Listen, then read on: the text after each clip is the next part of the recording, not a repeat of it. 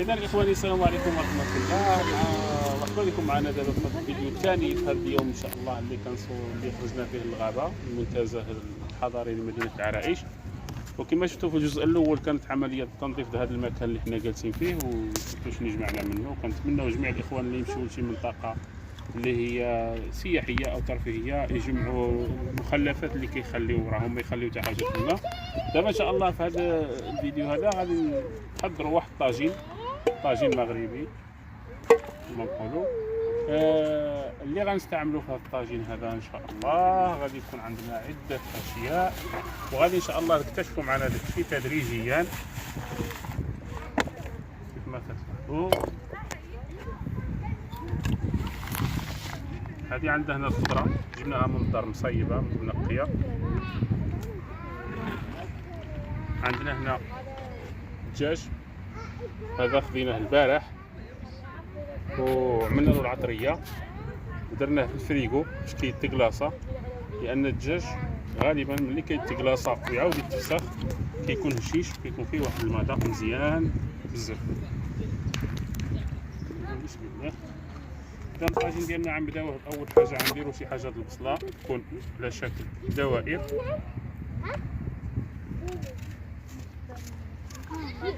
نسيت انها عين.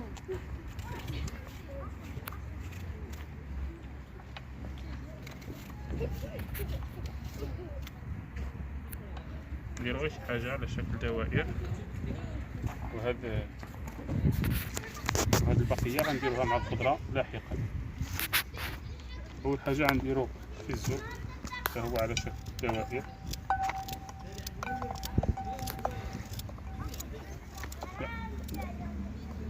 نغسل هذا غادي يمكننا نديرو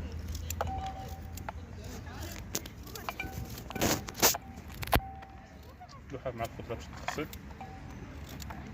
نتوما الا بغيتو تقدروا ديروه في المنزل او ديروه في الغابه بحال اللي درنا حنا، ولكن في الغابه كيجي مزيان. هادي نيزو هذا خيزوه وناكلوها.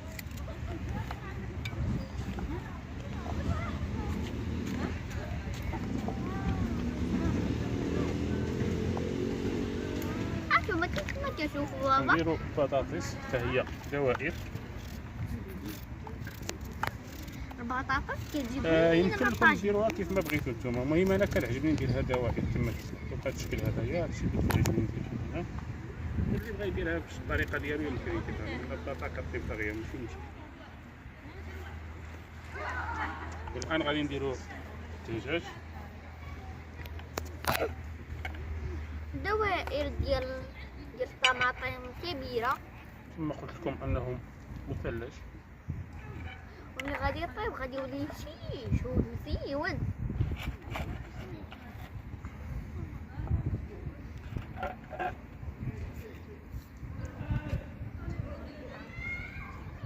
هذا اللي درت انا درتو بالفخار ديال الدجاج. عندنا 7 ديال القروصه. دابا يمكننا نديرو الربيع. ها هو السيد أسامة جاي شي حضر معكم شيوة لذيذة. هاي نحن مع بعض.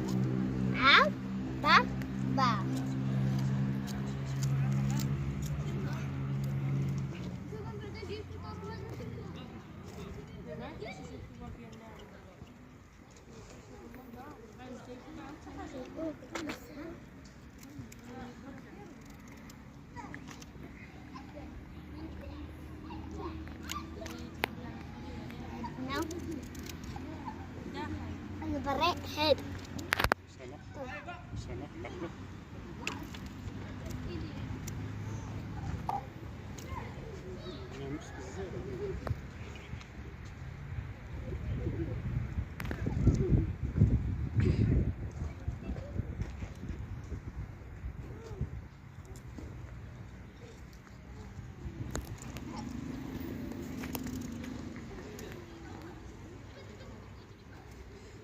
كيزو دابا غنديرو لها باش طافي باش كنكونو بيه الطاجين.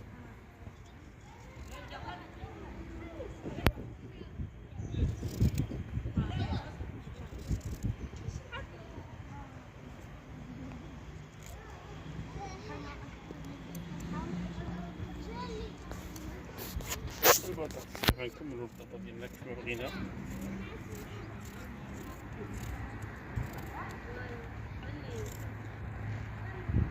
الثومة كذلك.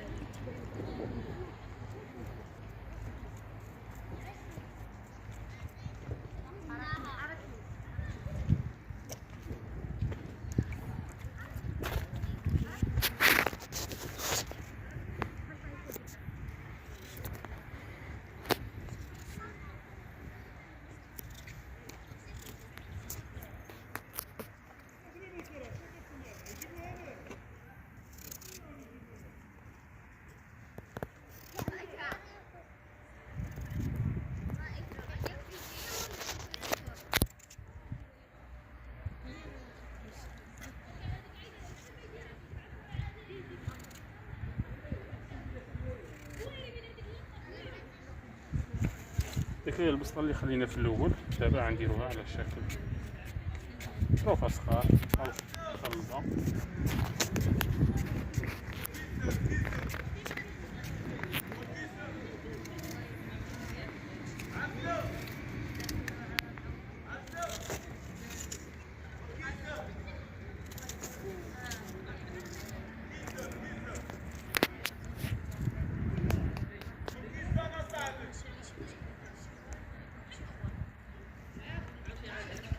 ايوا الا كان بكم بزاف زيدوا البطاطا، حنا حنايا غنزيدوا البطاطا لانها كطلع بنينه في السونطر. هاد المناطق الطبيعيه تجي الماكله كتعزاز بزاف في الخارجات، لان الطاجين كيطيب على العافيه هادئه، كيكون بنين بواحد الدرجه.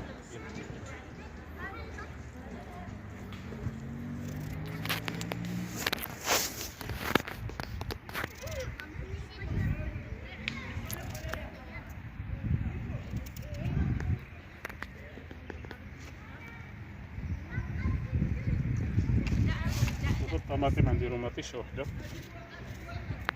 ديال الاخرى من الفوق على شكل دوائر كذلك.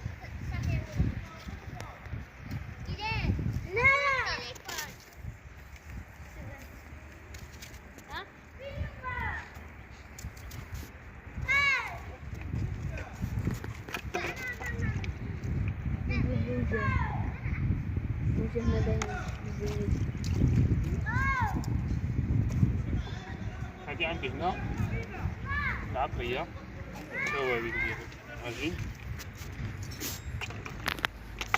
كما كتلاحظوا هنا، فيها زيت الزيتون والزيت العادية ديال الطريق، زيت المائدة.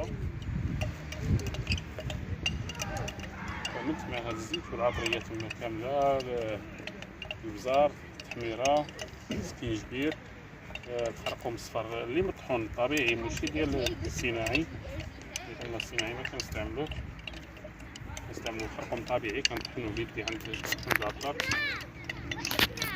الملحة حتى هي كاينة، كنخلطو هاد المكونات مزيان، كنبداو نديرو بالملعقة هكا. ملي كيبدا يطيب الطاجين، ديك هاد العطرية كتهود الطاجين، لأن فعل البخار اللي كيكون كتهود كتدخل في الطاجين مسلي. كما عرفتو الدجاج راه درنالو العطرية ديالو بوحدو البارح وبريت في العطرية فقط.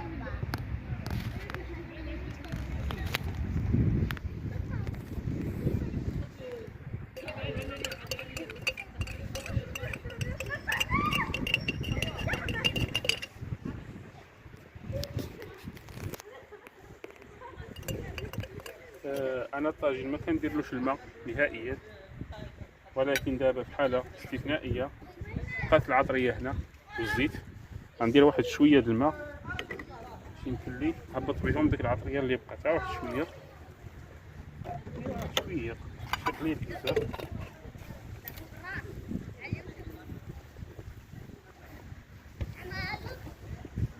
ما كتعطوش شويه ديال الماء هذا استثناء، راه ما كنديرلوش الماء الطاجين نهائيا، كيطيب بلا ماء وكيجي فيه المرقه، كيجي فيه كلشي عادي ديال الخضر فيه من الماء.